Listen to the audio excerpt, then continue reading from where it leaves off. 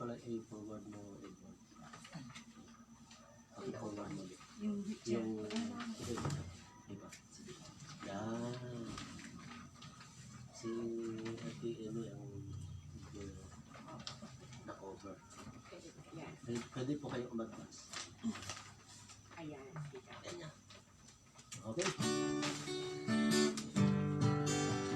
Salamat, salamat. Ating Panginoon.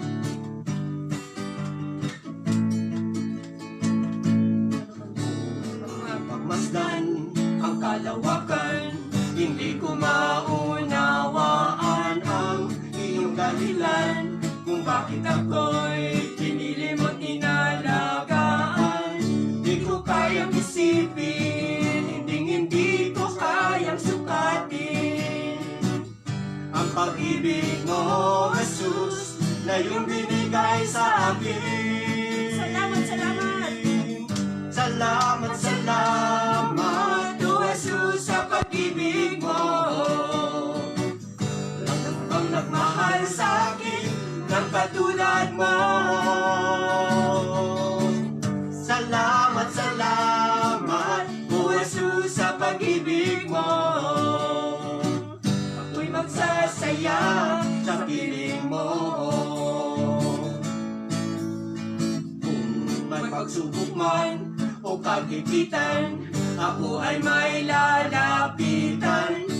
Ikaw, Jesus, ang aking sandigan. Di mo ko pababayaan.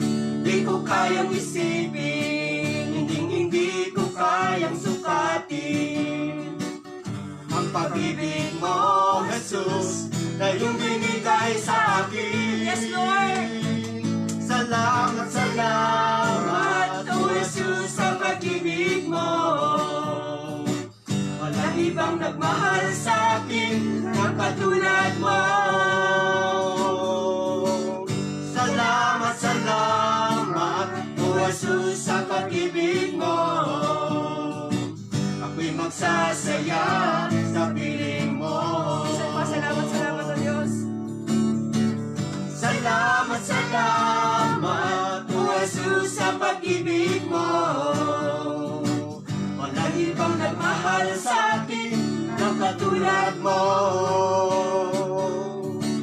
Salamat, salamat, O Jesus, sa pag-ibig mo.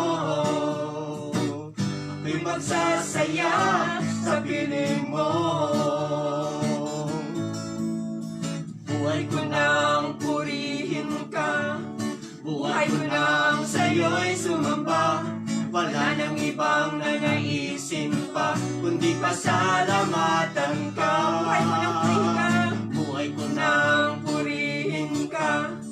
Buhay ko nang sa'yo'y sumamba.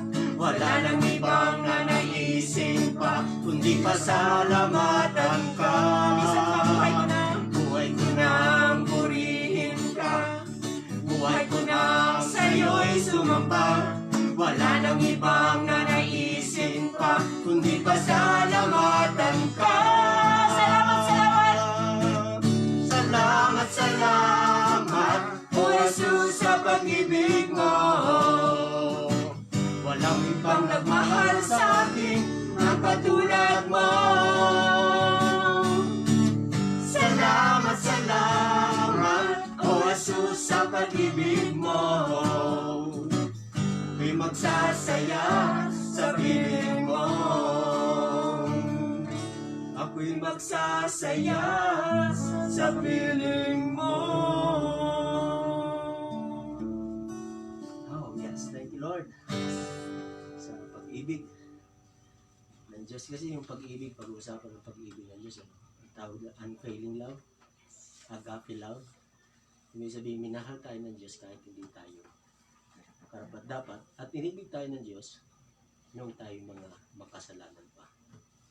Yung sabi sa Romans chapter 5 verse 8, but God demonstrated His own love toward us while we were still sinners, Christ died for us. Yung sabi sa Romans 5 verse 8. Walang ibang nagmahal sa akin ng katulad mo. Diba yung Yes. sa ano? Yeah. ang tao nagmahal.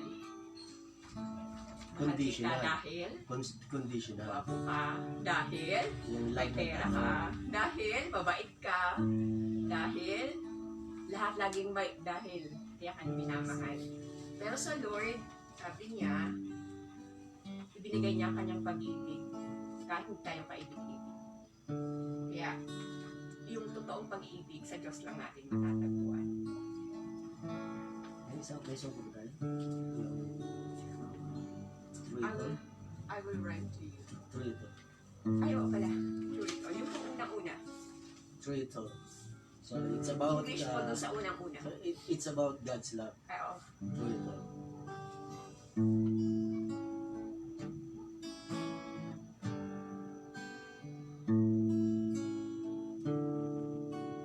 You are forever in my life. You see me through the seasons.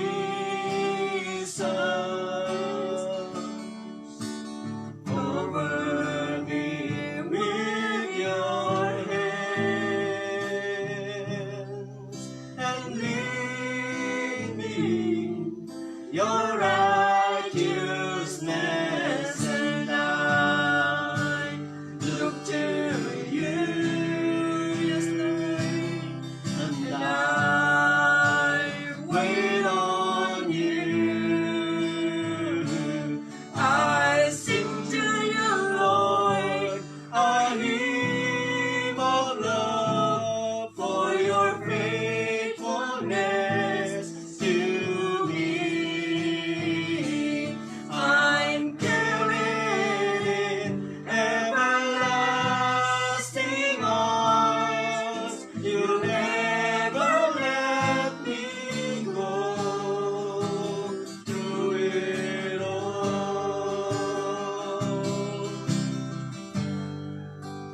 You are forever in my life. Yes, Lord. You see me through. Yes, Lord. Ano bang season ng buhay namin? Nakikita mo kami. Wala kami pwedeng itago sa iyo. Cover me with your hands and lead me your righteousness, and I look to you, Lord, and I wait on you.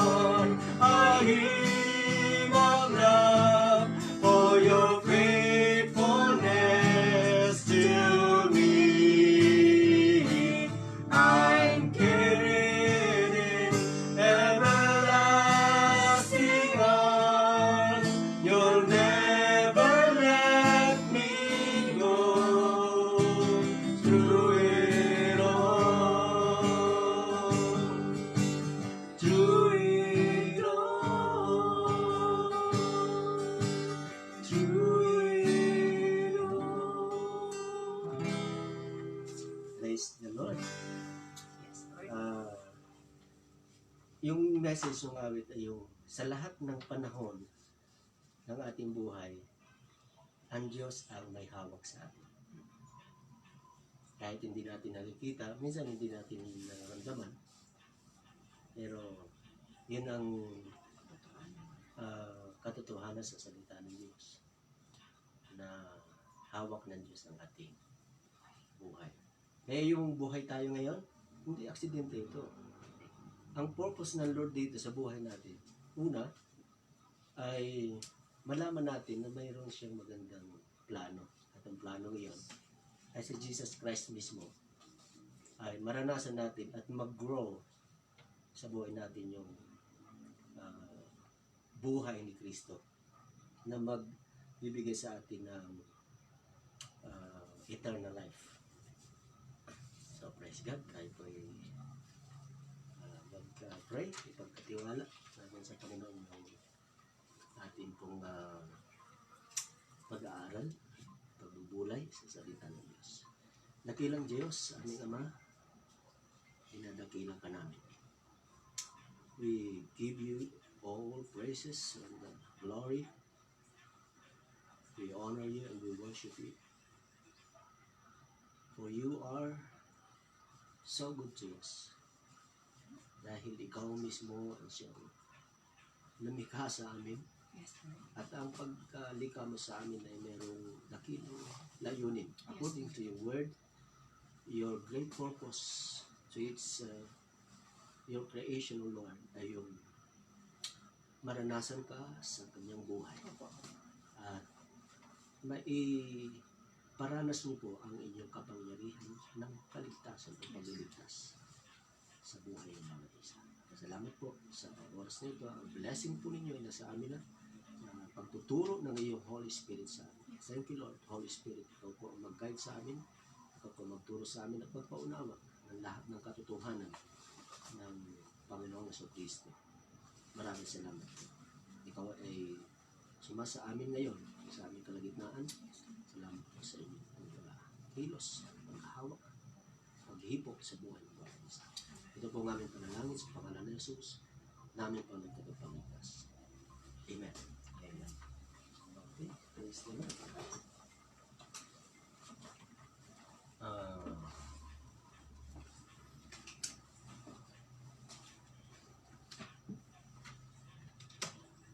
Meron po bang nakakaalam kung hanggang kailan ang pag-stay ng buhay natin dito sa mundo ito? Hanggang kailan pa kaya mabubuhay? Wala po nakakaalam. Tama, wala nakakaalam. Pag tayo po, pag nag-uusapan natin yung buhay, gusto natin yung matagal, mahabang buhay. Ano? Walang problema. Ano pa? Mahabang buhay na walang sakit. Oo, kasi mahirap yung Diba? mahabang buhay na may sakit. Mahabang buhay na masaya ka. Ikaw ay patuloy na nag-i-enjoy ng kasaganaan. Di ba yun ang kadalasan desire ng tao? Walang nagpipray na, Lord, sana po sa araw na ito ay mamatay na ako. Wala na pong gano'n. Final yun. Bagamat mayroon po talagang mga tao naman, kaya nung sinabi ko last Sunday, na sana po, Pastor, pag tulog ko mamayang gabi, hindi na ako magising. Meron din palang ganun tao. Kasi kung siya, depressed. Ang Diyos nga lang ang nakakaalam ng buhay natin. At meron din po ba nakakaalam kung kailan darating muli ang Panginoong Jesus? Yung second coming? Wala din no? Wala din. Hindi natin alam kung kailan. So, yung physical death at saka yung second coming of Jesus ay parang inaling tulad sa isang magnanakaw. Di ba nung mga nakaraan dito, nagkaroon ng nakawan dito sa ating area? June, di ba? June. 2018 po. 2018, June 2018. Wala ako noon, nasa San Dito Pedro. na po kayo ng Tagawad. Dito na kayo. 2017 na pa Oh, nasa San Pedro ako noon, si Pastor lang naiwan. Naiwan po ako mag-isa kasi si Eunice ay mag-OJT siya sa isang manufacturing sa San Pedro. Ay sa first time niyang bumaba na mag-isa. Ang ginawa ni Pastor, inihatid siya. So, hindi pa siya naikuha lang siya ng boarding house, ganyan na. Tumawag na ako kasi madaling araw yon 3:25 ng madaling araw. Kasi ako yung tao na mas gising ako ng umaga. Mga alas 2 po kasi, wait, talagang gising na po ako pero nasa bed ako. At yun, nagpe-pray ako. Pero, maaga naman ako matulog. Kaya maligtad eh. So, ganun, narinig ko bigla, mga eksaktong 3, sabi ko, may pumasok sa gate. Hindi siya nakapaglakpas. Nakapadlock po siya, tumalon siya eh. Ramdam ko, hindi yung pusa. Sabi ko nga, hindi ito pusa. Sabi ko nga, tao ito. Kasi dumagas na yung sa floor, yung bigat po. Tapos, ramdam ko, pinipilit niya ibukas yung doorknob namin. Nag-iisa nga po ako. So, sabi ko, sarado yung kwarto ni Eunice, yung bintana. Sabi ko, hindi ito pwede makapag-spray. Kung makapag-spray ito, safe ang room ko. Safe yung room namin ni Pastor. Wala si Kuya Eliel, nasa Mindoro siya that time. Kasabay ni na Pastor kasi for summer job niya. Tapos ang ginawa niya, sinusungkit niya. Sabi ko, ramdam ko, may nakuha siya kahoy eh. Nasusungkit niya yung bintana. Nabukas kasi yung bintana ni Eliel doon sa front. Sabi ko, ramdam ko.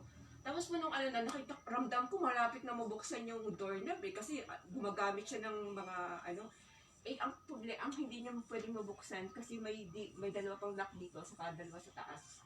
Tapos may nakakawit pa siyang ganon. Kaya sabi ko, maalis man ito, hindi pa rin niya mabubuksan. Kasi pinipilit lang niya kasi malayo lang po sa bintana, pinipilit niyang Pero sira yung nasira yung screen ng bintana namin na ganyan. Yung, kasi jealous yun yung naka-screen door po, naka-screen siya. Sinira na talaga. Tapos nung malapit na, sabi ko, malapit na to. Pagkatapos ko mag-press, sabi ko, nilaksa ko ganun. Ay, biglang tumakbo. Ramdam ko tumakbo talaga yung magnanakaw. Akala mo wala pa. Akala po niya. Pero wala pa Kasi ilaw. kanyo, malakas ang ulan, tapos brown out. Ginagawa pa lang po itong ating Napakalakas ang building na to. Tapos nung nung umaga. Opo, June 3. Tapos mula dito hanggang Scholastica. Ano yun, June 3? Mula dito hanggang Scholastica po yung ninakawan nila. Paggising ng mga tao, sabi ni Uncle, Chungalak, sabi niya, Pastor, nag-isa ka dyan. Opo, ramdam ko po may magnanakaw dito kagabi. Yung pala nakuha na yung bag Jeddah, sa taas, tasukit, tas kinaan sa baba, sa likod, tas yung sa likod din doon sa kabila. Tapos, ang dami nakuhanan.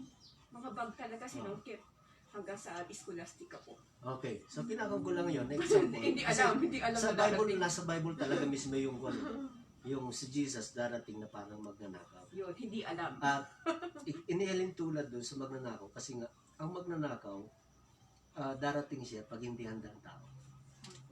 Di ba? Unpredictable. So, gaya nga, nung na-cite ko lang na example na yun, experience natin dito. Nung nag-prepare na, inayos na yung mga doorknob, tinatibay na yung mga lock sa loob, tapos halos hindi kami natutulog para lang bantayan na darating yung magnanakaw. Walang dumating. Kailan kasama ko na si Pastor? Diba, ganun no? Kaya doon sa 2 Peter, chapter 3, 9 and 10, babasahin natin. Tapos, yung isang 2 Peter chapter 3 verse 9 and 10. Tapos yung isa naman ay 1 Thessalonians chapter 5, 9 and 10. So, dalawang magkaibang book sa Bible, 1 Thessalonians at saka 2 Peter chapter 3 verse 9 and 10. So, diyan po natin makikita mula sa salita ng Diyos yung pong katotohanan na ang Panginoong Jesus ay muling babalik for the second time. 1 Thessalonians chapter 5, 9 and 10. And tapos yung 2 Peter chapter 3 verse 9 and 10. 9 and 10, parehas 9 and 10. Pero magkahiwalay na magkaibang book. Magkaiba din ang author, Apostle Peter and Apostle Paul, ang mga apostol ng Panginoong Jesus, pero iisa ang kanilang sinasabi tungkol sa Hindi na makita. Panginoong Jesus. Okay, pakibasa mo Yan. Ano? Eddie yung kwan. 2 Peter chapter 3, 9 and 10. Kita mo na? Chapter 3, Tapos 9 kay and 10. Edward, yung kay Edward ay First Thessalonians, unang Thessalonica, 5, chapter 5, 9 and 10. 9 and 10. So, ganun din, 9 and 10. Medyo pahuli din yan. Thessalonica, unang Thessalonica. Hindi yung tita. Parang ba tayo pag walang sa loob. Okay. Kasi unahin natin yung 2 Peter, chapter 3, 9 and 10. Okay. Ang Panginoon ay hindi nagpabaya sa kanyang pangako gaya ng inaakala ng ilan.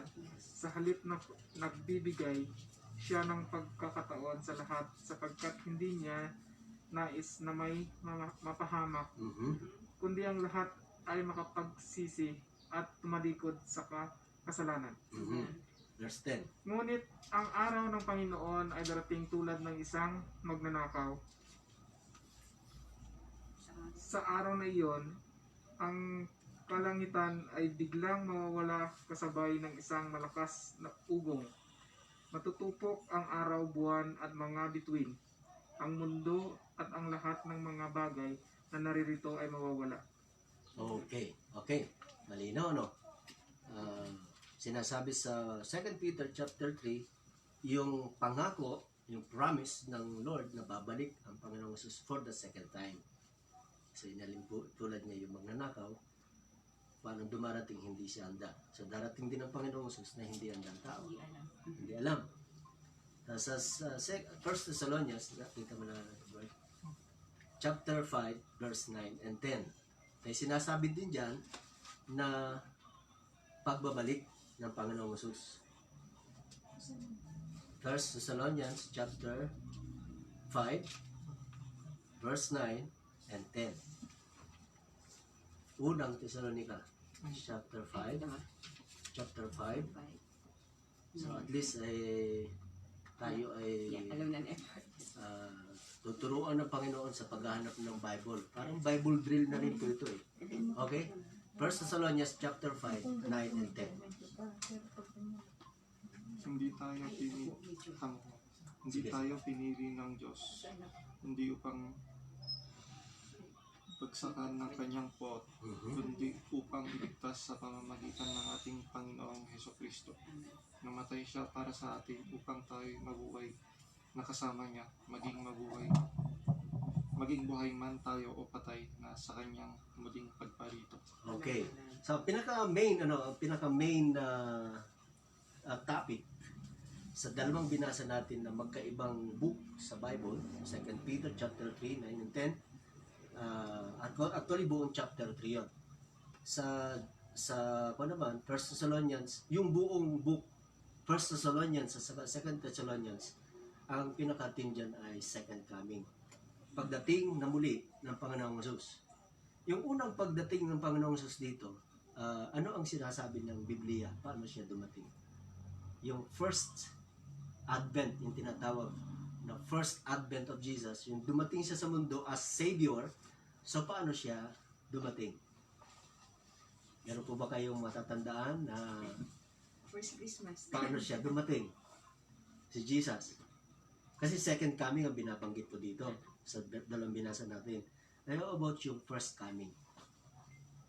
Ang first coming ay nung si Jesus ay ipinanganak sa Sabsaban, sa Bethlehem. According to the scriptures, siya ang anak ng Diyos, ang Diyos ay magkakatabang tao at siya ay ipapanganak sa Bethlehem sa pamamagitan ng isang babae, virgin, isang babae na walang asawa, na noon ay engaged na, ikakasal na siya kay Joseph. Pero hindi sila nagsiping kasi ayon sa batas ng Hudyo, pwede silang patayin by stoning o pagbato pag sila ay nagsiping na hindi pa kasal. Ganun katindi ang batas ng Judaism. Papatayin sila, babatuhin sila hanggang sa mamatay sa pamamagitan ng bato. Stoning of death. So ang kondon, Ang purpose kung bakit si Jesus ay bumaba at nagkatawang tao, anong purpose? To save us from our sins. Unang-una yung mga Hudyo, yung mga Israelites. Pag binasa po natin yung Matthew chapter 1 verse 21. Yun ang eternal and spiritual purpose kung bakit ang Mesiyas ay kailangang magkatawang tao. Ipanganak sa Bethlehem, ipanganak ng isang virgin. Pag tinan natin ng Mateo chapter 1 verse 21. So tinitinan po lang natin dito yung first advent o pagdating ng Panginoong Jesus. Ano yung divine purpose? Verse 20. Bakit siya dumating? So babalikan natin mamaya yung 2 Peter chapter 3 verse 9 and 10 and 1 Thessalonians chapter 5 verse 9 and 10. So babalikan po natin yan kasi ang pinaka main topic po natin ay yung promise of second coming. God's promise of second coming of Jesus. Ano ang ina-accomplish ng Diyos kapag tinupad na niya yung second coming. Ngayon, tingnan natin muna yung nung nagkatawang tao siya. First, Matthew chapter 1 verse 21. Pwede po yung basahin, malaki naman. Manganganak siya ng isang lalaki at ito'y papangalanan nitong Jesus sapagkat siya ang magliligtas sa kanyang bayan sa kanilang mga kasalanan. Praise the Amen. Lord. Amen. Ano ang purpose? Bakit ang Mesias, si Jesus, bagamat Diyos ay kinakailangang magkatawang tao at siya ay ipinanganak nga sa Bethlehem. Ano ang purpose? Para iligtas Para iligtas ang ang makasalanan. kanyang bayan sa Kasalanan. kanyang kasalanan. Di ba last Sunday pinag-usapan natin yung about sin, ano? At mga Hudyo man o Grego ay sinasabi sa Biblia na nasa ilalim ng kapangyarihan ng kasalanan. All have sinned and fall short of the glory of God. Ang daming verses ang pwede natin tinan. Kailang baka man naman kayo Okay. malito kapag nagpalipat-lipat tayo. Ngayon, kinakon lang natin yung purpose ng pagdating ng Panginoong Jesus. Ayaw ng Diyos na ang tao ay manatili sa kasalanan. At ang kalooban ng Diyos, ang tao ay ma-redeem, matubos doon sa kanyang pagiging makasalanan, Hudyo man o Hintil. So para mayroon tayong biblical basis, mas maganda na rin basahin Romans chapter 3 verse 9. Verse 9. Roma chapter 3 Sige po, direct. verse 9. Diyan po sinasabi yung Hudyo man o Grego, ang Grego o Gentiles ay kasama po tayo doon sa Greeks or Gentiles. Yung namang mga Hudyo, yun yung mga pinili ng Diyos, ng mga Israelita. So, ang sabi dyan sa Biblia, Roma chapter 3 verse 9. Roma chapter 3 verse 9, diyan sinasabi ng Diyos na Verse 9. lahat talaga, Hudyo man o Hintil, ay makasalanan. Sige, pakibasa. Roma 3 verse 9. Ano ngayon, ang kalagayan ba nating mga Hudyo ay mas mabuti kaysa sa mga Hentil? Hindi. Tulad nga ng aming napatunayan na ang lahat ng tao ay nasa ilalim ng kapangyarihan ng kasalanan, maging Hudyo o Hentil man. Yun. Malinaw. Hudyo man o Hintil ay nasa ilalim ng kapangyarihan ng kasalanan. At dahil sa nasa ilalim tayo ng kapangyarihan ng kasalanan, tayo nasa ilalim ng puot ng Diyos. We are under God's wrath. Kasi ang Diyos ay banal, tayo makasalanan, kaya nagkaroon po ng separation between God and man. Kaya napalayo, napahiwalay ang tao sa Diyos. Dahil dito, ang lahat ng tao, Juman o Grego o Hintil na katulad natin, kapag namatay tayo o kapag dumating ang Panginoong Hesus for the second time, ang ibig sabihin, kapahamakan ng lahat ng tao. Susundan po ninyo yung sinasabi ng salita ng Diyos. We are all sinners. Makasalanan tayong lahat. Walang pwede magsabi na mas mabuti ako kaysa sa iyo. Kasi ang sabi sa Bible ay lahat. Hudyo man o hintil na kagaya natin ay nasa ilalim ng kapangyarihan ng kasalanan. Tayo ay bilanggo. Di ba pag isang tao ay nabilanggo, hindi naman niya pwedeng sabihin na,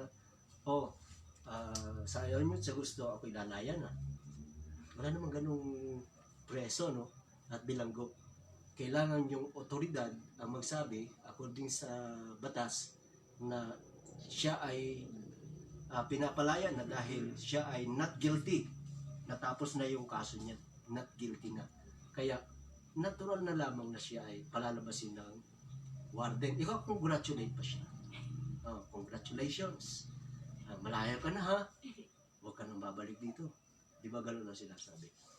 So, sa spiritual na kalagayan natin, hindi natin kayang palayain ang ating sarili. Malibang may magpalaya sa atin at tumubos. Iwan si Jesus Christ. So, si Jesus Christ lang ang kailangan ng tao para siya ay matubos at mapatawad sa kasalanan. Wala nang iba. Si Satanas naman, ang nilalagay sa tao, sa isip ng tao, sumama ka sa religion, umanib ka. Yun ang nilalagay ng Diablo sa isip ng tao. At itinuturo din naman ng mga tao na sumama kayo sa akin at maliligtas kayo. Siguro may naririnig na rin po kayong ganyan mga pangangaral na pag kayo sa amin sumama, maliligtas na kayo. Ligtas na kayo. Tapos, bago kayo makapunta sa langit, kailangan yung dumaan muna sa akin. Meron na ba kayong narinig na ganyan? O huwag na natin banggitin yun. Diba? Kasi nungalingan ni Satan yun. Kasi alam naman ni Satan na si Jesus Christ lang ang Messiah. Alam ni Satan yun. Alam din ni Satan na pag dumating na yung Messiah, bilang na yung araw nila. At darating yung time na si Satanas ay ikukulong. Ikukulong siya ni Jesus. So, yan ay ibang topic yan. Pinag-uusapan natin yung kasalanan. Ibig sabihin, si Jesus lang ang kailangan ng tao para siya matubos, ma-redeem, ma-save, maligtas, mapatawad sa kasalanan. Kasi, nung Sunday, di ba, na example din natin yung kapag ikaw ay nahatulan, kailangan kumuha ng lawyer. Kapag ikaw ay na akusahan, parang nagkaroon ka ng kaso, kahit napagbintangan ka lang, kukuha ka ng lawyer. Babahid ka ng acceptance fee. Pag criminal lawyer, pinakamababa 50,000. Plus 4,000 every hearing. Hanggat hindi natatapos yung kaso mo at yun ang lawyer mo, kukubra sa iyo ng 4,000. Postponed man o hindi. Ganun kagastos ang pagharap sa husgado. Again, spiritually speaking, actually umaharap din tayo sa husgado ng Diyos. Pero ang Diyos mismo ang nag-provide ng lawyer. At yung lawyer na yun, siya pa yung napako sa krus. Siya pa yung namatay. Kaya tinatawag ito, yung kamatayan ni Jesus sa cross, ito yung judicial, sacrificial death and work of Jesus Christ on the cross of Calvary for our salvation. Una sa mga Jews at pangalawa sa mga Gentiles na sasampalataya sa Kanya. Okay, malinaw po ba? At ang Holy Spirit ang magpapaunawa niya sa atin. Hindi naman ako. Tinuturo ko lang yung biblical truth about the way of God's the way of the Lord for our salvation. Jesus Christ lang yun. Kaya may cross. Kaya siya ay pinatawan ng kamatayan sa krus ng Kalbaryo. Tapos nilibing siya after 3 days, siya ay nabuhay na muli. Nung nabuhay na muli si Jesus, nag-stay pa siya ng 40 days. Mababasa pa rin natin sa Bible yan. Sa aklat ng mga gawa. Siguro sa ibang mga ko na yun. After 40 days, siya ay umakyat sa langit. At tapos niyang iwan yung pangako na maghintay kayo dito sa Galilea at hanggang sa matanggap ninyo ang pagdating ng Holy Spirit. Tapos nakita siya ng mga alagad niya na umaakyat sa langit hanggang sa hindi na siya makita. Doon din sa aklat ng mga gawa ay sinasabi din na ng mga angels na nagpahayag din sa kanila na ang Jesus na nakikita niyong itinataas sa langit, umaakyat sa langit, ay makikita rin yung bumababa mula sa langit. At kahit yung sumibat sa kanyang tagiliran, ay makikita niya yung kanyang pagbabalik. Okay, tingnan natin yung second coming. Okay, 2 Peter chapter 3, 9 and 10. And then, Yung verse 1 Thessalonians chapter 5, 9 and 10. Okay. Ano ang benefit, ano yung pakinabang ng pagbabalik ng Panginoong Jesucristo para sa mga tao na nakaranas na ng katubusan dahil sa pananampalataya sa Panginoong Jesus. So last Sunday ay ating pinag-usapan yung kapag ang isang tao ay tumanggap at sumampalataya sa Panginoong Jesus, siya ay may buhay na wala hanggan. Ililigtas siya ng Diyos sa tiyak na kaparusahan. Okay, nandun ulit tayo kasi yan ang unang binasa natin. Okay. Dun sa 2 Peter chapter 3 verse 9, ang sabi doon, kaya hindi pa bumabalik ang Panginoong Hesus. Ano ang dahilan? Pakikon mga Eddie ulit. Ikaw kasi bumasa kanina.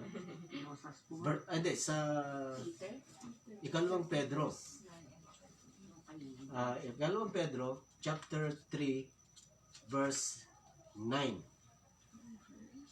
Verse 9. Kasi promise ng Diyos, babalik muli si Jesus. Pero bakit ngayon, hanggang ngayon, wala pa daw. At kahit tayo hanggang ngayon, wala pa naman, hindi pa siya bumabalik. Baka hindi na nga siya bumalik. Kasi yun, dahil matagal pa. Ano sabi sa verse 9? Ano sabi sa verse 9? Ang Panginoon na hindi nagpapabaya sa kanyang pangako gaya ng inaakala ng ilan. Amen. Faithful siya. Sa halip na nagbigay siya ng pagkakataon sa lahat sapagkat hindi niya nais na may mapahamak kundi ang lahat ay makapagsisi at tumalikod sa kasalanan. Yun. Ano ang purpose? Bakit hanggang ngayon hindi pa dumarating si Jesus for the second coming? Yung second coming. Ayon sa verse, ayon sa Bible, para bigyan pa ng pagkakataon na magsisi ang isang tao sa Diyos at ano pa? Magsisi at magbalik loob sa Diyos. Ngayon, yung pagsisisi at pagbabalik loob sa Diyos, hindi yan yung lalapit ka lang sa Diyos at sasabihin mo, Lord, patawad po, ako'y talagang masamang tao, nagkasala po ako sa iyo, ang dami kong kasalanan na gawa laban sa iyo. So, hindi po yun ang sinasabi sa Biblia na pagsisisi at pagbabalik loob. Pag sinabi po ng Biblia na pagsisisi at pagbabalik loob, yan po ay may kaugnayan sa pananampalataya at pagtanggap kay Jesus bilang Panginoon at tagapagligtas. Kasi yung una nating nakita sa Bible ay yung makasalanan tayo, katubusan ng kasalanan natin at kabayaran nito ay si Jesus ang nagbayad. Kailangan maranasan mo yon para maligtas ka. Sa pamamagitan ng isang ng pananampalataya. Tanggapin mo siya bilang Lord and Savior. Yung maghahari siya sa iyo. Na siya ay maging iyong Lord and Savior na naghahari siya sa buhay mo. Kasi hanggat hindi siya naghahari sa buhay natin, ang Lord sa buhay natin, yung sarili natin. At ang kapangyarihan ng kasalanan, ang nasusunod natin. At ang author ng kasalanan ay si Satanas. Ngayon, sabi doon sa verse 9, binibigyan niya tayo ng Diyos ng pagkakataon magsisi at magbalik loob. Una sa mga Hudyo. Kasi ang mga Hudyo, hanggang ngayon, napakaliit na porsyento ng mga sumampalataya na si Jesus nga yung Misaya. Yung dumating na at umakyat na sa langit, ay hindi yun ang Misaya para sa kanila. Hanggang ngayon naghihintay sila. At marami sa kanila ang hindi naniniwalang sa Jesus nga yung Misaya, yung pinanganak sa Bethlehem. E di lalo ang mga Hintil, kasi ang mga Hintil katulad natin, hindi naman tayo yung chosen nation. Ang Israelites ang chosen nation. Hindi tayo kasama doon. Pero praise God, dahil kahit tayo man ay kalooban ng Diyos na maligtas through Jesus Christ. Kasi hindi lang para sa mga Hudyo, kundi para sa atin ngayon ang pagdating ng Panginoong Kristo. Binibigay niya tayo ng pagkakataon na magsisi at magbalik loob sa Kanya. At yung pagsisisi at pagbabalik loob sa Diyos ay yung sa pamamagitan ng pagsasabi mo ng Panginoong Jesus, ikaw lamang po ang namatay sa krus para sa akin. Ikaw ang nagbayad ng kasalanan ko. Namatay ka para hindi ako parusahan ng kamatayan. Kaya ako po ay inyong kahabagan. Have mercy on me, Lord. At ako po ay nagpapakumbaba sa inyo. Inaamin ko po, hindi ko kayang iligtas ang aking sarili. Ako po ay makasalanan at hindi ko po kayang palayain ang sarili ko sa kapangyarihan ng kasalanan. Kaya ngayon ay tinatanggap kita sa aking buhay bilang aking Panginoon at tagapagligtas. Yan po yung sinasabi dyan sa verse 9 na pinibigyan ng pagkakataon na makapagsisi at makapagbalik loob sa Kanya. Eh, pag tingnan natin yung 1 Thessalonians chapter 5, 9, and 10, binabanggit dyan yung si Jesus ay namatay sa krus. Okay?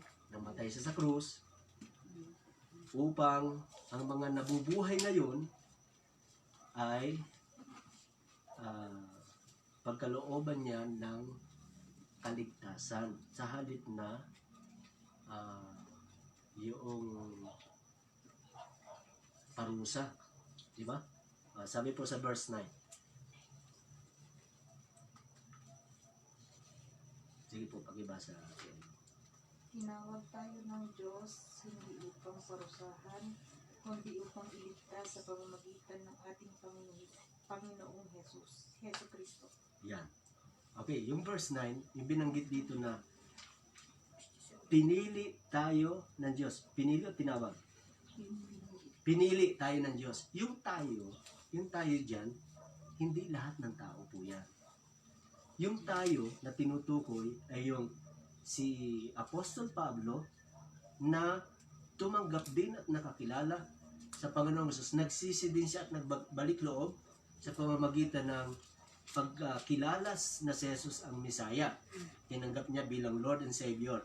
At yung mga tao sa Thessalonica na tumanggap na rin ng mabuting balita na ipinangaral naman ni Apostol Pablo, sila ay naligtas sa pamamagitan ng pagkilala at pagtanggap nila sa Panginoong Jesus. Kaya yung tayo na binabanggit dyan, hindi lahat ng tao.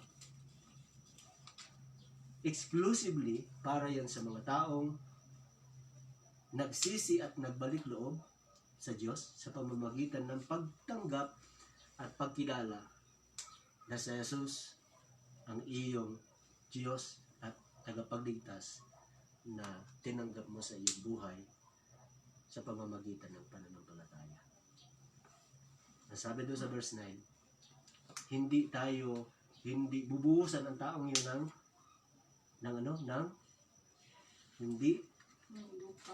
hindi parusa ang ibubuhos ng Diyos. Sa halip ay kaligtasan. Praise God. Ngayon, pagdating sa verse 10, ang sabi sa verse 10, Namatay siya para sa atin upang tayo'y mabuhay na kasama niya. Buhay man tayo o patay sa kanya muling pagparito. okay.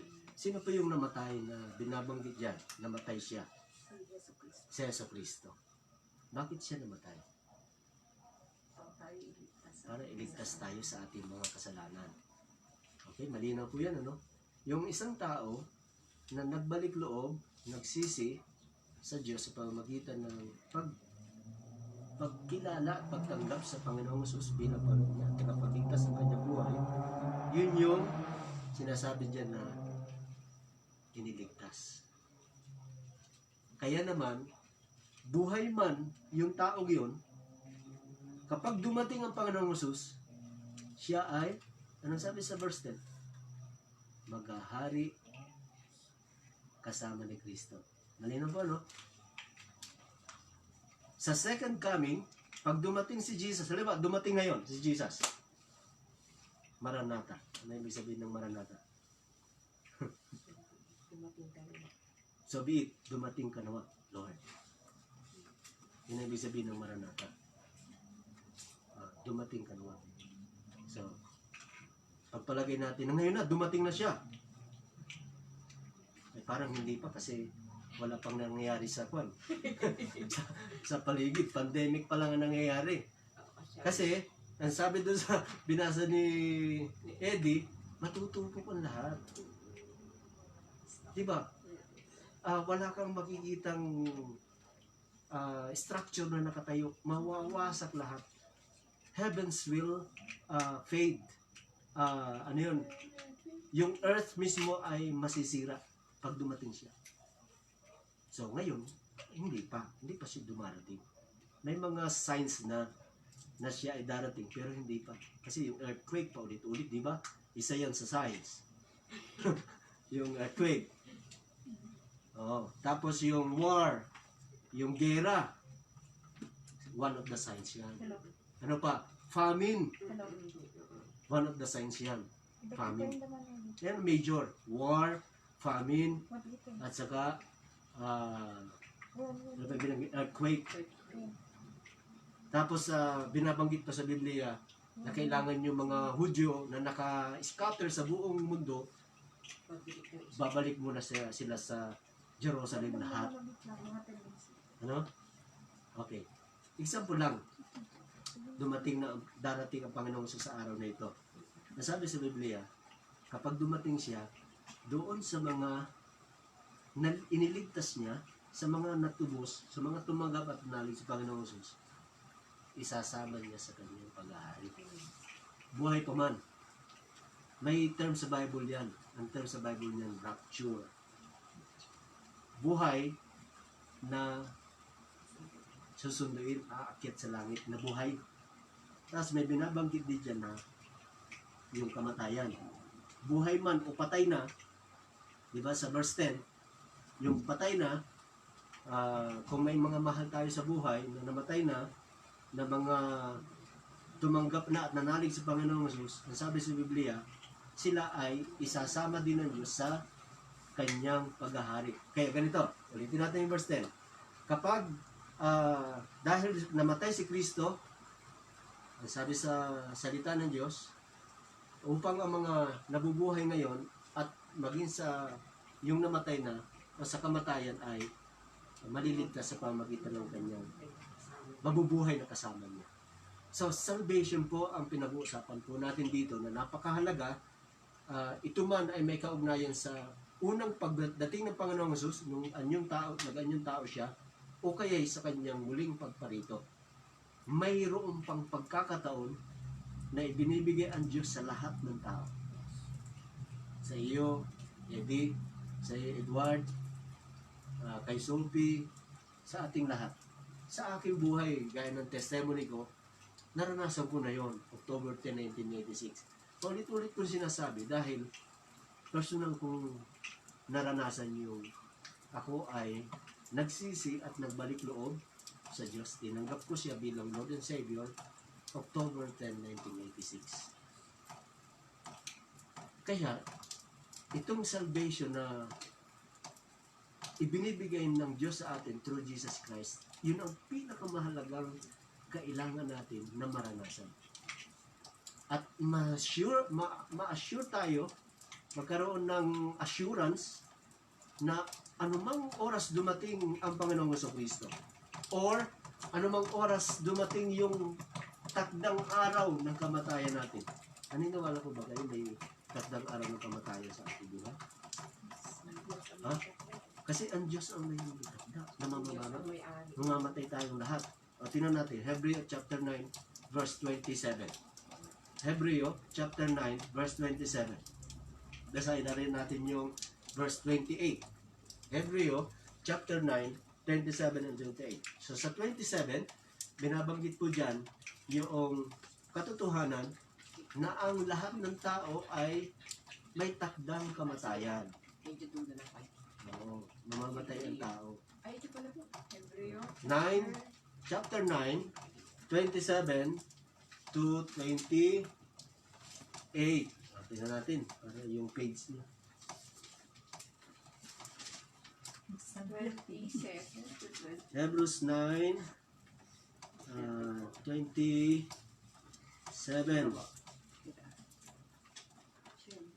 Hebreo, chapter 9, 27 and 28. Okay, ito, last. Ito, last part dito. 27 and 28. Okay, tingnan natin. Verse 27 po muna. Kasi yung 28,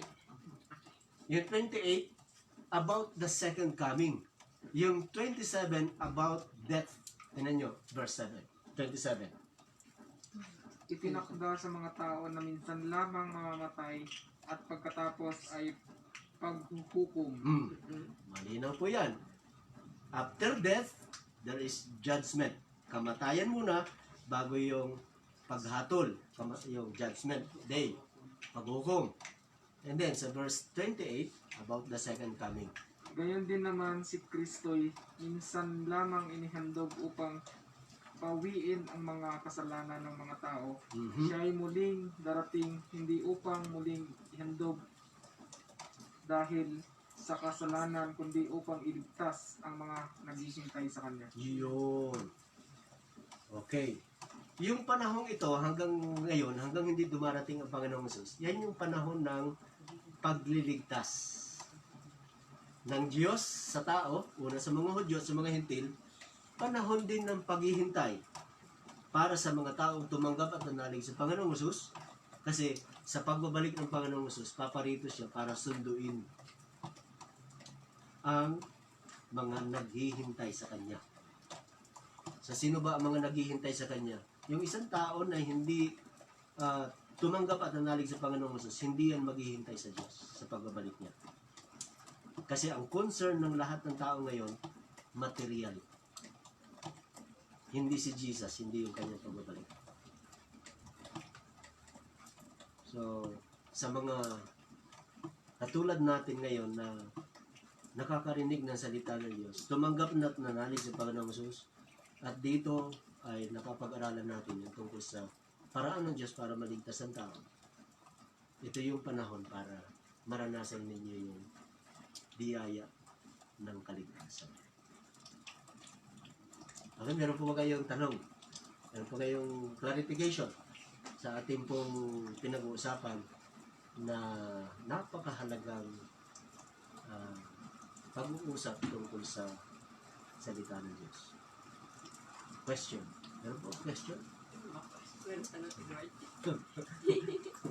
Circumstance.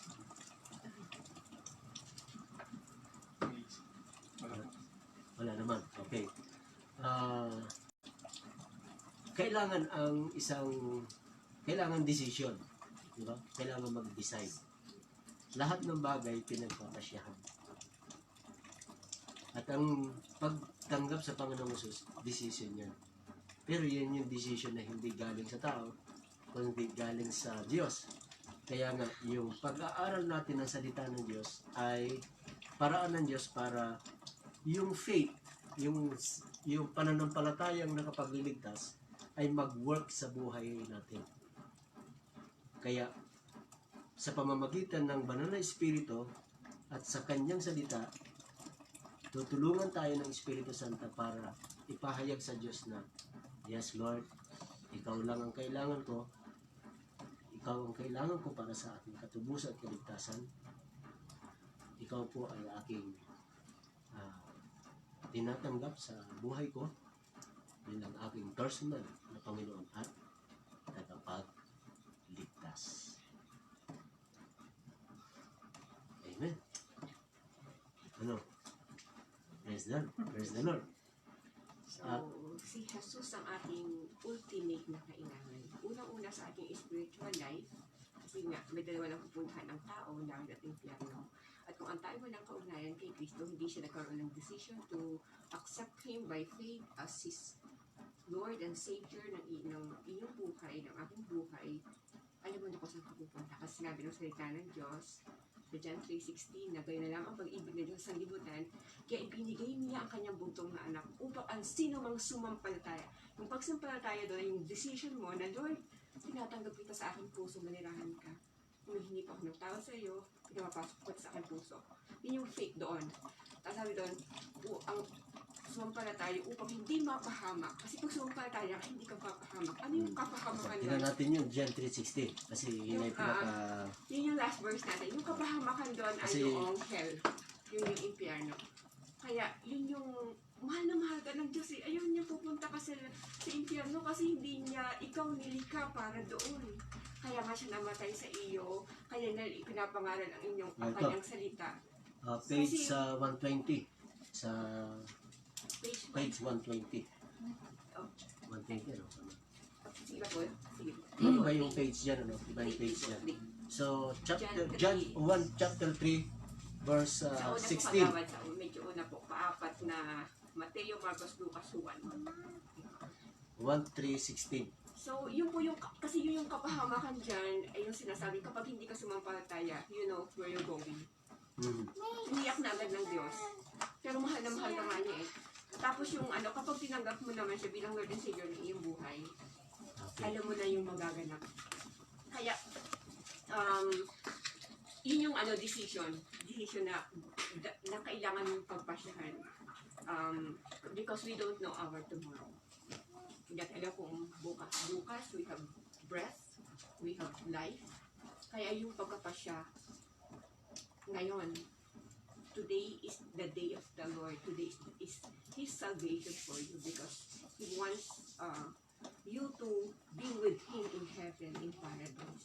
At yun yung pinaka-ultimate na kailangan natin. Saan ba pupunta ang mundong ito? Pasama ng pasama, pagulo ng pagulo. Hindi nga natin alam kung ano ang bukas. Hindi nga natin alam kung malakas pa ba tayo, hindi nga pa tayo bukas, hindi magkaka-COVID ba tayo, ano? Pero ang isang tinitiyak ng Diyos sa atin, kung sumampalataya ka bilang Lord and Savior, Ikaw ay may buhay ikaw ay may buhay na na walang walang hanggan. So yun yung sinasabi ng John 3:16. Kaya, May buhay na walang hanggan. kaya the decision is yours. The Lord said. Kasi, mahal na mahal kayo. Doon ako na po doon sa yung, kasi yung inamit natin kanina, wala pang nagmahal ng tulad ng pag-ibig natin. Wala pang nagpadama ng pag-ibig sa atin na katulad ng pag-ibig ng Panginoon. So, pag-pray ko po ulit kayo, at pwede niyong sabihin sa akin na, Pastor, nagdi-decide po ako, so you can meet Pastor. You can talk to Pastor. At kahit ngayon, At kahit ngayon, kung gusto mong, kung kasi, ang Diyos ay may kwan sa iyo, May leading na nililid ka ng Diyos. Kasi ang Diyos lang, sabi ko nga, ang Oo. Diyos lang ang makakatulong sa iyo, sa atin para mag-decide ka na tanggapin mo si Jesus bilang Lord and Savior by faith sa pamamagitan ng pananampalataya. So sa isang simpleng panalangin o prayer of acceptance ay pwede mong ma-experience yun. So hindi ito yung decision na pag tinanggap mo si Jesus bilang Lord and Savior, ikaw ay part na ng isang religion. Kasi hindi religion ito. Relationship ang ating pong pinag-uusapan dito. Na magkaroon ka ng personal na kaugnayan sa Panginoong Jesus sa pamamagitan ng iyong pananampalataya na tanggapin mo siya bilang Lord and Savior. Sige po, mananalangin po ako. Yung una kong first prayer ko ay yung panalangin ng pagtanggap. Pwede niyo akong sumabay, pwede kayo sumabay kung yun ay decision ng puso niyo sa oras na ito together with the Lord kasi ikaw at ang Diyos ang mag-uusap. Yung pangalawa kong prayer, I will pray for all of you sa atin kung ano yung ipa-remind ng Holy Spirit kasi mas nakikita niya ang laman ng puso niyo. I will pray for you kahit hindi ko alam pero ang banal na Espiritu ang magsasabi sa akin nun kung ano ang ipapag-pray sa inyo. So yung una, yung prayer of acceptance. Panginoong Jesus, ako po'y makasalanan. Nakita ko po na sa kapahamakan ng aking dulo, sa oras pong ito, sumasampalataya po ako sa inyo, Panginoong Jesus. Tinatanggap po kita bilang aking tagapagligtas, Panginoon at Hari ng aming buhay. Salamat po sa inyong pangako na ang sinumang sa inyo'y sumampalataya ay binigyan mo ng buhay na walang hanggan. Tinatanggap ko po ngayon ang buhay na walang hanggan. Salamat po na kayo lamang ang Diyos, ang daan ng kaligtasan ng aking buhay. At sa oras po ito, tinatanggap po kita bilang Lord, bilang Savior ng aking buhay sa oras na ito. Isama niyo po ako sa inyong paghahari kapag naghahari ka na. Yes, Lord. Panginoong Jesus, maraming salamat po sa bigay mong buhay na walang hanggan na tinatanggap ko sa oras na to. Sa pangalan ng Panginoong Jesus. Amen. Lord, sa oras po ito, dalangin ko po ang inyong pangunguna sa buhay ni Eddie, Panginoon.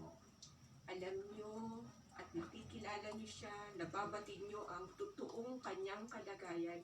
You searches his heart, O Lord Jesus, and to the power of the Holy Spirit, the word that he hear right now will be a word that will encourage him and will direct him in the right path of our Lord Jesus Christ. Kayo po ang manguna sa Kanya, kayo po ang mag-direct sa Kanya, anumang bagay na tumatakbo sa isip niya, anumang nilolong ng puso at ng isip niya, anumang bagay, Panginoon, na naglalaro sa Kanyang isip, conquer him with the power of the Holy Spirit right now. Yes. At bigyan mo siya ng bagong kapayapaan, bagong pag-asa, bagong kagalakan, bagong direction ang kanyang buhay.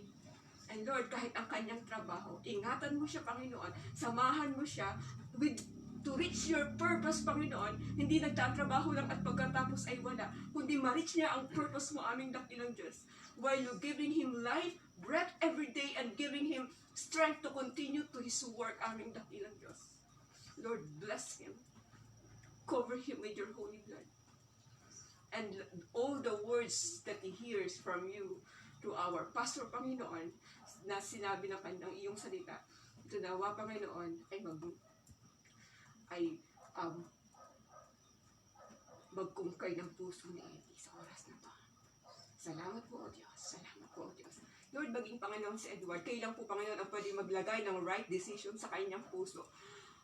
Kayo lang po, Panginoon, ang nakakaalam ng totoo niyang iniisip, ng totoong kalagayan niya, ng lahat ng pinapangarap na, lahat ng iniisip niya, yung lahat ng paano. Kayo lang, Panginoon, ang sagot sa lahat ng paano sa buhay ni Edward. Kaya, Panginoon, sa first decision na kanyang mararanasan, Panginoon, kapag siya'y nag-decide, Panginoon, is having a relationship to our Lord Jesus Christ. Natatanggapin ka rin niya, Panginoon, bilang Lord and Savior ng kanyang buhay. Ibibigay niya, Panginoon, ang kanyang buhay sa inyo. At yet, pagkatapos ng Panginoon, mararanasan niya ang totoong kagalakan, ang totoong bagong direction, Panginoon, ang totoong bagong pag-ibig. Dahil ang pag-ibig hindi pwedeng makuha sa tao. Ang pag-ibig bumula lamang Yes, sa Lord. inyo, aming dakilang Yes, Diyos. Lord. Silang dalawa ni Sophie, Panginoon, silang mag-ama, Lord. Bless them, Lord. Bless them, Lord, with a relationship with our Lord Jesus Christ. Pangunahan na po siya, Panginoon, maging ang kanyang trabaho, maging ang kanyang iniisip, Panginoon, ang future, Panginoon, ayon sa inyong kalooban. Sabi niyo, Panginoon, you call to a purpose. Hindi mo, Panginoon, hinayaan lang na marinig ang mabuting balita. Hindi mo, Panginoon, hinayaan lang na mabubuhay kami tuwing umaga. Without your purpose, kay Lord, panalangin Yes, po Lord. namin na maranasan niya ang iyong purpose, Panginoon. The purpose of life Thank you, comes Lord. from Lord, our Lord Jesus Christ. Lord, salamat po sa buhay ni Kagawad. Salamat, Panginoon, na patuloy mo siyang pinapalalim sa Yes. pagbabahad at Amen. pagkakilala sa iyo.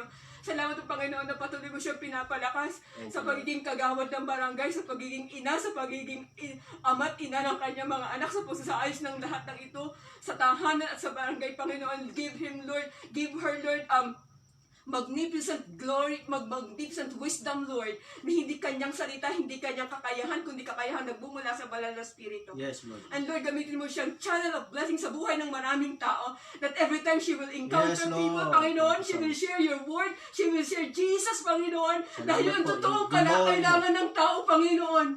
Yung glory Dahil mo, pagkatapos nun, mag-manifest. lahat ay Tuloy. mawawala, pero kung ano ang maunang Magbigay, maranasan ni Kagawad na Lord. ma-share ka Joy aming and dakilang Diyos. strength. Kaya Lord, ang panalangin ko Kagawad ay that Yes, Lord. you will cover her with your holy blood, you will protect her, Panginoon, and you will put words in her mouth, O Lord. Kaya Lord, patuloy mo siyang Gawin niyo pagpalain, siyang blessing. Panginoon, patuloy siyang gawing pagpapala sa maraming tao Yes, Lord. for the glory of your name. Yes, sa mga barangay Lord, officials, dalangin ko po giving si blessing siya. Kagawad Amy, Panginoon, Sa salamat na kanyang narito siya. Salamat, Panginoon, na naririnig niya ang lahat, Panginoon, ang iyong salita. At Panginoon, ang panalangin ko din po kay Kagawad Amy, Panginoon, na kayo ang mangunguna sa kanya, na kayo ang maglalagay ng anumang ng decision, right decision, covering of your holy blood, Panginoon, para sa kanya. At lahat, Panginoon, ng kanyang isasadya, sasabihin sa barangay, Panginoon, itatayo mo siya, Panginoon, as Thank you, woman Lord. of God. As woman of God, Panginoon. Yes, Kaya Lord. palalakasin niyo, Panginoon, si Kagawad at pagpapalain niyo ang kanyang buhay. This is not the first and last time na magkakita kami at magkakasama kami at magkakapanalanginan kami. Aming dakilang Yes, Diyos. Lord. Yes, God. Use us mightily. Gamitin niyo po siya Use Sa them iyong mightily kahanan. sa iyong barangay. kingdom at sa barangay aming Yes, dakilang Lord. Diyos. Lord, sa sa lahat ng kanyang kingdom. mga mahal sa Use buhay, us O Diyos. mightily, O God. Thank you, Lord. pangunahan niyo po For kami. your Samahan covering niyo po and kami. for your protection. Samahan niyo po. Thank you for the gift of life and salvation. We honor you, Lord. In Jesus' name we pray. Amen. So, praise God. Ang Yes. Amen po, amen. Amen po. So, yung unang prayer kanina, no, yung tinatawag na prayer of acceptance, kung sumunod kayo kahit sa isip lang, pero mas maganda kung na-pronounce ng inyong labi, by mouth, na-pronounce niya yung Jesus, I receive you as my personal Lord and Savior. Siya ay mag-ahari, tatahan o mananahan siya sa buhay mo. At yun ang simula ng pag-ahari ni Kristo sa inyong buhay bilang Lord and Savior, at magiging personal testimony o testimony ng Diyos sa inyong buhay na kayo ay mayroon ng kaugnayan sa Panginoong Jesus dahil tinanggap niya kayo o tinanggap mo si Jesus bilang Lord and Savior.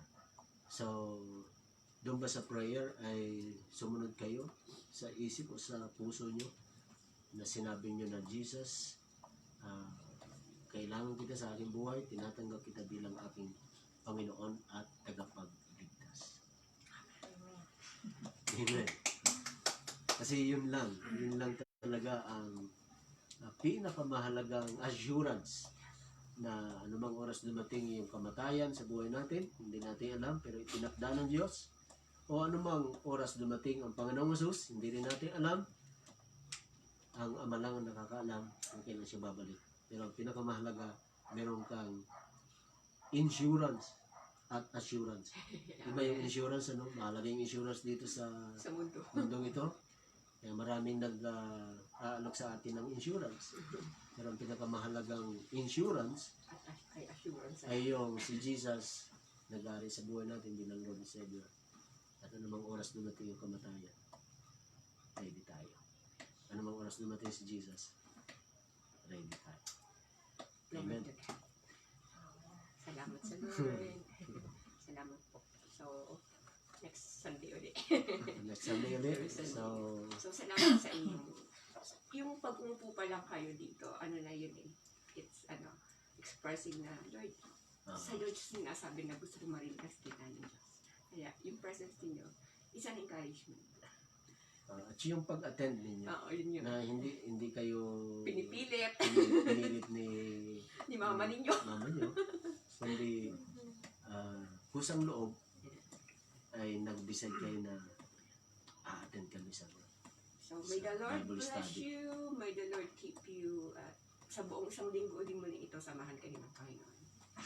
At si Kagawad Emily, malapit po ba ang bahay niyo dito? Hindi na po, malapit lang. Malapit lang. Pastor, kun po. Kasi Sige na, doon na kayo sa isasabi ng Pilipinas. Manda ito pinag-usapan po kasi namin ni Kagawad na since kan po kasi halos parehas ng Christian na Opo. kwan po, gusto ko na sana na maranasan nila yung mga panahon namin na tanggapin nila na personal savior nila si Lord. So, sabi po namin, pwede na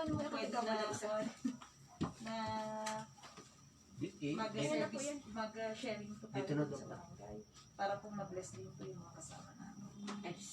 Sige po, weekdays po ka, pag-awad yan. Yes po. Sige, sabihin nyo lang po sa amin, para ma-text. Dito po, Pastor, buwan po kasi meron kaming problema po. Lately lang po, may nag-text po kasi kay Kagawad. May nag-type po kami. Apat po kami. Si Kagawad, ako, sa Kagawad po namin. Tapos yung pong nag-assist po ng health worker. Medyo sa akin po kasi alam ko naman po na meron po yung blood cover ni Lord. Iba pa rin po kasi pag nag-iingat. Totoo So po. actually po, kaya ako nag-request ako na baka naman pwede mas